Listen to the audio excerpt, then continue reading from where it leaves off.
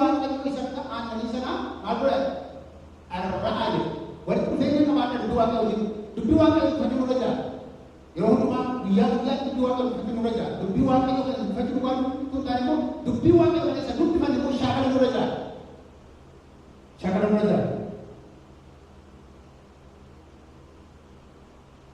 dubbii waaqayyo yeroo hundumaa barbaachisa kan immoo karaa baay'ee gochuu dandeenya dhuunfaatiin gochuu dandeenya dubbii waaqayyo dhuunfaatti yeroo dubbifannu yeroo qorannu yeroo dubbii waaqayyo kan wajjin jireenya keenya ilaallu maatii keenya wajjin illee yeroo dubbii waaqayyo kana qorannu yeroo dubbii waaqayyo dubbifannu keessatti wali maatii qabuumsa kana yaadachuun dura jira amma takka takka ani yeroo baay'ee macaafa qulqulluu kana yeroo baay'ee isaa baay'ee barataa waan dhufee fi takka takka callisee akkasumatti dubbadde keessa kana garuu wanti jaalladhu kontiineesii lammiidhaan yeroo hundumaa guyyaa guyyaatti ta'u ganama sun dubbifatu waa'ee isaaniis jechuu qabu galgala sun dubbifatu waaqayyo kan waliin dubbisaniitu waaqayyo kadhatu waan baay'ee isaan gabaraa jira hangaloo akkasumatti yeroo baay'ee dhufan dubbii waaqayyo wajjin firummaa qabaachuu ijoollee keenya dubbii waaqayyo wajjin akkasaan konneektii ta'an akkasaan dubbii waaqayyo wajjin walitti hidhamanii akkasaan jiraatan ijoollee keenya gargaaruu danda'an keessatti walitti maatii qabu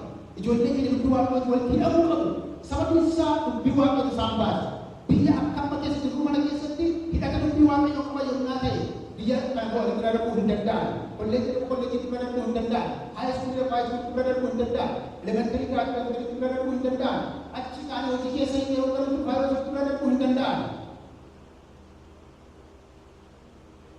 wanta amma yeroo ammaa keessaa yeroo baay'ee genereeshinii biyya kanaa waaqayyo isaa adeemanii waaqayyo hojii waaqayyo hiddoonni dhiisanii waaqayyo dhiisanii jenna. Genereeshinii keenya maal ta'uu kan jiru na yaachisa. Maal ta'uu keenya maybe after 20 years, 50 years, genereeshinii keenya maal ta'u. Keenya maal ta'uu keenya yoo baay'ee barbaachisa. Kanaaf fakkii kana Iyyaasuun qulqulluu Iyyaasuun dubbii waaqayyo akkana yeroo hundumaa dubbii waaqayyo sooratu dubbii waaqayyo kan gaggeeffamu sagalee waaqayyo dubbateera. Iyyaasuun boqonnaa tokko lakkoofsa torba amma sagal dubbifadha. Mee darbee gara biraatti darba. Kutaa sadaffaan hidhata hafuuraa diriyaa hafuuraa qabaachuu diriyaa hafuuraa hidhata diriyaa hafuuraa jedhama. Diriyaa hafuuraa qabaachuu hiriyaa hafuuraa amantoota keenya kana keessaa amma hiriyaa hafuuraa qabaachuu jira. Hiriyaa hafuuraa nama umuriidhaan hiriyaa ta'uunis danda'a. Garuu nama hiriyaa hafuuraa yeroo jennu nama yeroo hundumaa dubbii waaqayyo waliin ishee godhu dubbii waaqayyo waliin hirmaannu nama yeroo hundumaa waliif kadhannu nama yeroo hundumaa jireenya hafuuraa keessatti walii keenya toosifnu nama yeroo hundumaa jireenya hafuuraa irratti walii keenya dammaqsinu hidhata hafuuraa qabaachuu danda'a. Isa kana waan galeessu kan jedhamu tajaajiloota keessaa jira. Yookaan berbaachisu danda'aman isaan leeyyamuu dandeenya. Tokko namni hidhata hafuuraa ta'uu danda'a. Nama sadii ta'ee hidhata hafuuraa waliif ta'uu dandeenya. Nama afur shan ta'ee hidhata hafuuraa waliif ta'uu dandeenya. Yeroo hundumaa waa'ee walii keenyaatti warra waaqayyoo kadhatanii, warra dubbii waaqayyoo wal dabarsanii, warra sagalee waaqayyoo waliin qoratanii, warra sagalee waaqayyootiin wal kakaasanii, warra mana waaqayyootiin wal kakaasanii, warra tajaajila mana waaqayyootiin wal dabarsanii hidhata hafuuraa qabaachuu barbaachisaadha. Kanaaf fakkeenya kan nuuf ta'u Phaawulos yennaa laatan hidhata hafuuraa qaba. Hidhata hafuuraa baay'ee qaba. Silaasaa qaba, Barnaabaasaa qaba,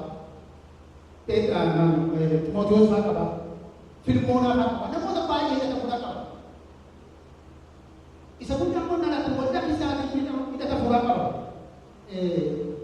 Roomaa boqonnaa tokko lakkoofsa 12 kaasanii yoo naan dubbattanii nuyi isiniif kadhannaa jedha amantoota. Isinis nuuf kadhatu. Kanaaf iyyuu hidhata waliif hidhata hafuuraa qabaachuun baay'ee barbaachisaadha. Nama wajjin biloos taanee dubbii waaqayyoo kana waliin sheekkoonu nama akkasii qabaachuun barbaachisaadha. Kanaaf amma immoo gara biraa fakkeenya kan nuuf ta'u jireenya Arooniif jireenya Musee. Aroon akkuma sirrii jedhee Aroonii Museen afaan ta'ee waaqa isaaf qopheesse. Museen utubaalee tajaajila keessatti dadhabe utuma waaqayyoo kadhatu booddee harkisaa dadhabe yeroo inni harkisaa dadhabu eenyu fayyadu kadhataa eenyu harka isaa bulu.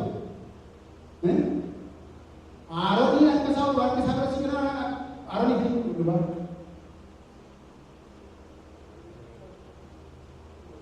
Aroni kur iba nenda magana sana.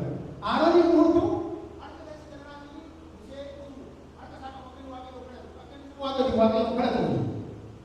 itu adalah lakukan dari musim itu arus cuma siapa musim ini kaya mandi abang itu naruh furu apa yang sila nak terus berbaik amasal di momato itu jadi itu semua kita akan sendiri saja karena musim itu event arus atau semua orang itu bersendiri jadi yang kita mesti ada kita kita berbahasa sekali waktu kita bilang tigo kerana sulit kita yang sulit tidak nanti sulit jadi kita akan kita cuma itu sulit jadi itu waktu kita berbahasa karena musim itu ada kecil sendiri musim itu arus kita karena mungkin wanita teman-teman cakap semua orang bukan aja kita ada musuh tidak tahu dia apa yang berbahasa tidak tahu training apa tidak tahu dia apa tidak tahu amanati baik berbahasa waktu itu sekarang maka ibu tu pernah sedih berkosa dalam apa berafrik itu tidak berarti ibu tu pernah kan berkosa tidak bisa dihambat tidak bisa diperlukan anjing seperti waktu itu aku makan antara amalan saya ni tutupne macam tutupne ya orang Kenya kasuhin ilmu tutupne orang yang awak masuhin ilmu tutupne waktu untuk waktu pada awak masuhin ilmu waktu tutup perlu berjalan waktu tutup mana bukan kita bayar cari dulu cukup bayar kita dia dia main bayar jadi yang bukan kita dia kita Boleh kita Amerika kita bilang sebenarnya pada kamu dia akan buat relation ke waktu ini kepada kita jadi waktu kali waktu masuk baik di berbahasa waktu itu ni ya orang yang masuk sebab isa wanita yang nama akan dapat dengan wanita yang nama akan dapat sesuatu yang nama akan rakis wanita yang nama akan waktu orang pagi sebaik itu dia akan sejarah seperti dia akan sejarah untuk dia yang boleh masuk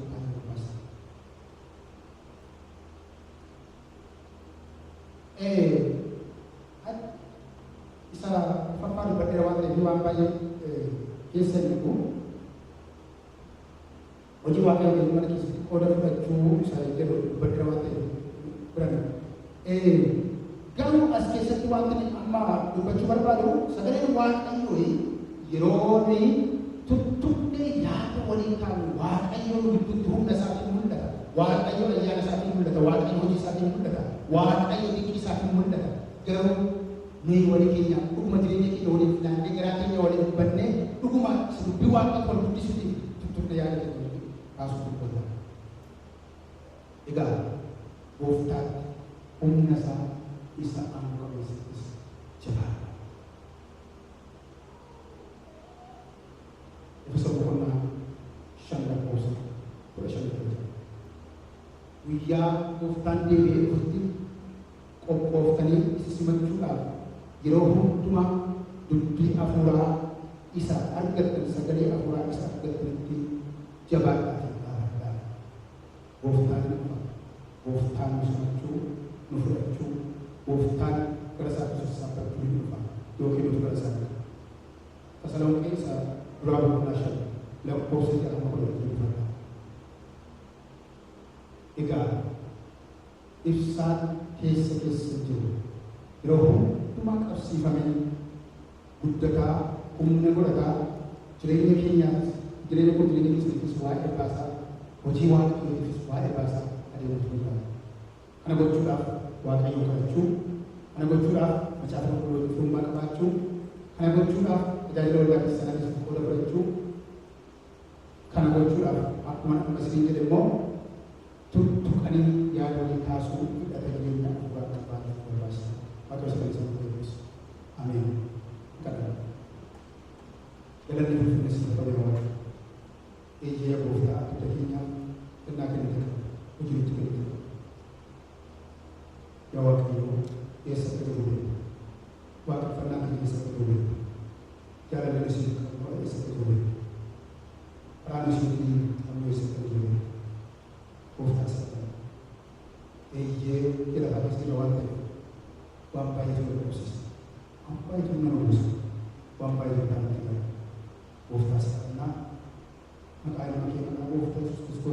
jireenya kootti jireenya kanaa yaa Waaqayyo sirriitti kennitu dubbii kee dubbii afuuraa jireenya afuuraa yaa Gooftaa deebiin yaadeffadhe yaa Waaqayyo iddoo isaanii kaasuu akka dandeenyu maqaa Yesuus Kiristoos yoo gargaara ayyaana kee qophaa'es dubbii kee nuuf eebbis dubbii kee nuuf jireenyaaf nuuf haa ta'u dubbii kee yaa Waaqayyo Gooftaa guyyaa tokkoof gadi dhaabbatee kan nutti falmatu hin ta'in nuuf falmee mootummaa nutti dabarsuuf haa ta'u galanni mootummaa haa ta'u maqaa Gooftaa Yesuus Kiristoos.